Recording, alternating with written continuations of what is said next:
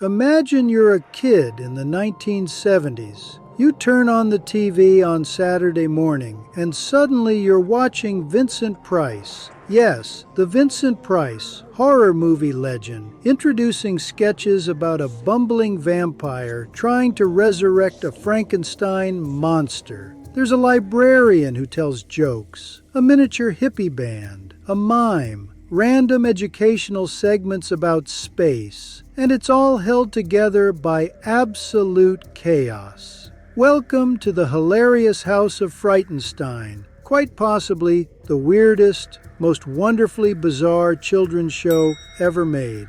It aired for one season in 1971, but it haunted Canadian television for decades. And today, we're diving into the beautiful madness of this cult classic. This one gets weird. The Hilarious House of Frightenstein premiered in 1971 and ran for exactly one season, 130 episodes. But here's the insane part. All 130 episodes were filmed in just 9 weeks at CHCH-TV in Hamilton, Ontario. 9 weeks. Let that sink in. The show was created by Riff Markowitz and featured Billy Van, a Canadian comedy actor, playing nearly every character. Count Frightenstein, the Wolfman, the Librarian, the Oracle, Griselda the Ghastly Gourmet, all Billy Van in different costumes and wigs, often appearing in the same scene through the magic of cheap video effects. And then, somehow, they got Vincent Price to host it. Vincent Price would appear in filmed segments, introducing the sketches with his iconic voice and theatrical presence, lending an air of legitimacy to what was essentially controlled chaos. The format was sketch comedy mixed with educational content, musical performances by a miniature puppet band called the Mummies and the Puppets, and recurring segments featuring characters like Fishka Rais as Igor, the castle's mime assistant. It was weird, it was low budget, it was utterly bizarre, and kids loved it. The show ran in syndication across Canada and parts of the United States for over 25 years, becoming a cult classic that defined Saturday morning television for an entire generation. In the early 1970s, Canadian television stations needed content, lots of it, and cheap. CHCH-TV in Hamilton decided to produce a children's show that could be syndicated across the country. The budget was tiny, the timeline was insane, but they had one secret weapon: Billy Van. Billy Van was a talented sketch comedian and impressionist who'd worked in Canadian television for years. The producers basically said, "Can you play multiple characters? Can you do it fast? Can you do it for 9 weeks straight?" And Billy said yes. The concept was brilliantly simple. Create a cast of recurring characters in a spooky castle setting, film sketch after sketch after sketch, then edit them together into episodes. No overarching plot, no continuity to worry about, just pure sketch comedy with a horror theme. But they needed a host, someone with credibility to anchor the madness. And somehow, they convinced Vincent Price to do it. Vincent Price was at the height of his career in 1971. He was the horror movie icon. Dr. Phibes, House of Wax, The Fly. The man was a legend, and yet he agreed to spend a few days filming hosting segments for a low-budget Canadian kids show. Why? Nobody knows for sure. Some say he was between film projects and the money was good. Others say he just thought it sounded fun. Vincent Price had a reputation for being willing to do anything interesting, no matter how weird or low budget, as long as it entertained him. So Vincent flew to Hamilton, filmed his segments in a matter of days, and returned to Hollywood. He never appeared with the other cast members. All his segments were filmed separately and edited in later. But his presence elevated the entire show, and then they just made it.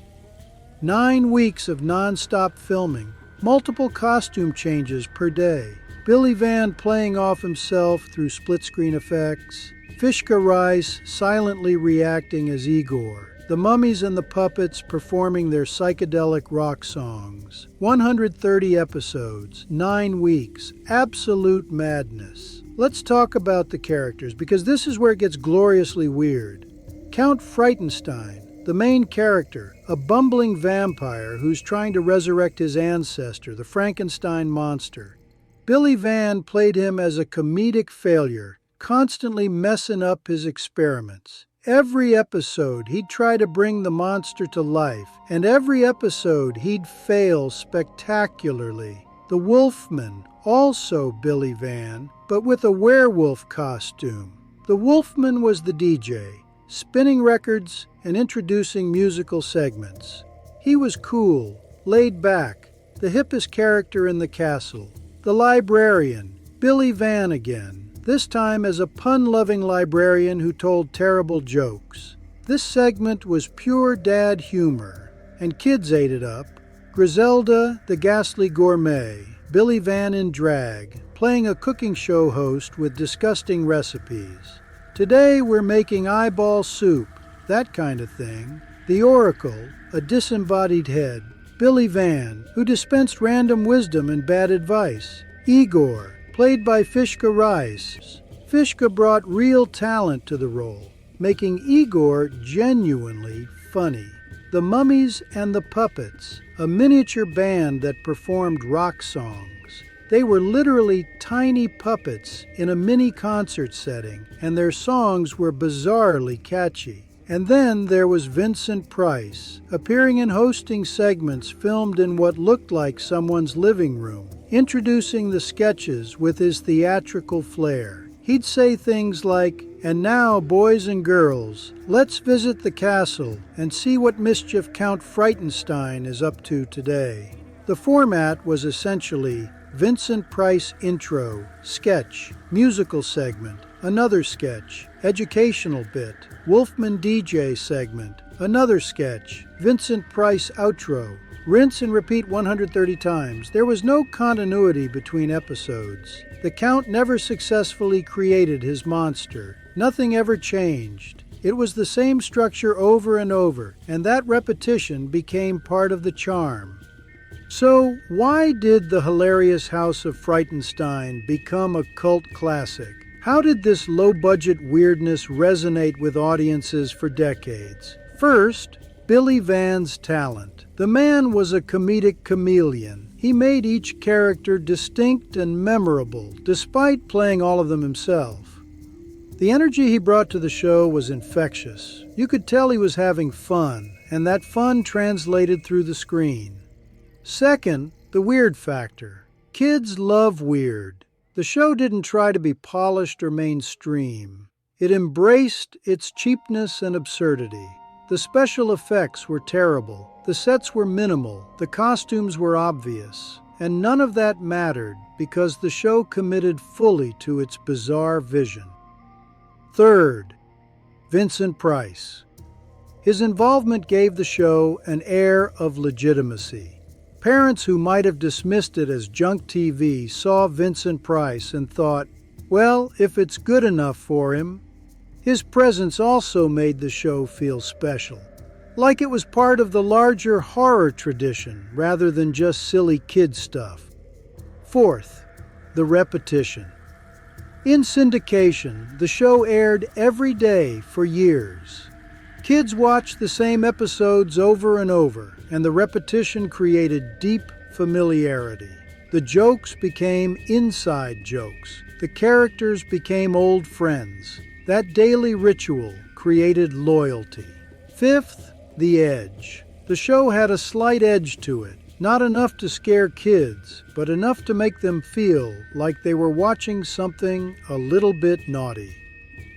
Horror themes for kids were less common in 1971, so the Hilarious House of Frightenstein felt transgressive in a safe way. And finally, it was genuinely funny. The puns were terrible. The physical comedy was broad. But Billy Van's timing was excellent. The show made kids laugh, and that's ultimately all that mattered. The Hilarious House of Frightenstein ran in syndication across Canada for over 25 years. Throughout the 70s, 80s, and into the 90s, it was a Saturday morning staple. Kids who watched it in 1975 grew up and showed it to their own kids in 1990. It became generational, but eventually it faded. By the late 1990s and early 2000s, fewer stations were airing it. The show felt dated, which it always kind of did, even in 1971. And new programming replaced it. Kids who grew up in the 2000s and 2010s never encountered it. Billy Van passed away in 2003. Vincent Price had died back in 1993. Fishka Rais retired from performing. The show became a memory, preserved in the minds of those who'd watched it, but increasingly forgotten by broader culture. However, in recent years, there's been a resurgence of interest. The full series was released on DVD in the 2000s. Episodes appeared on YouTube. Streaming services picked it up. Suddenly, a new generation was discovering this bizarre artifact of Canadian television history. And the reaction has been fascinating. Some people find it charmingly weird, a relic of a simpler time. Others find it genuinely unsettling. The cheap effects and manic energy can be kind of creepy. But everyone agrees. There's never been anything quite like it. The show also influenced Canadian comedy. CHCH-TV, Kids in the Hall, and other Canadian sketch comedy shows owe a debt to the Hilarious House of Frightenstein's willingness to be weird and low budget and unapologetically itself. The Hilarious House of Frightenstein was never going to win awards. It was never going to be considered prestigious television. It was cheap, weird, and made in 9 weeks of absolute chaos. But it entertained millions of kids for over 25 years. It gave Billy Van a platform to showcase his incredible range. It gave Vincent Price one of his strangest and most endearing credits. And it proved that Canadian television could be boldly, unapologetically weird. So here's to Count Frightenstein, who never did resurrect his monster, to the Wolfman, spinning records in his castle tower, to Igor, miming his way through the madness, and to every kid who watched this glorious weirdness on Saturday mornings and thought, "What the hell am I watching?" and kept watching anyway. If you grew up with the Hilarious House of Frightenstein, drop a comment.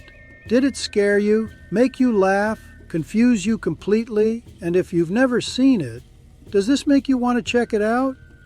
Don't forget to like and subscribe for more Canadian TV nostalgia. Thanks for watching, and I'll see you in the next one.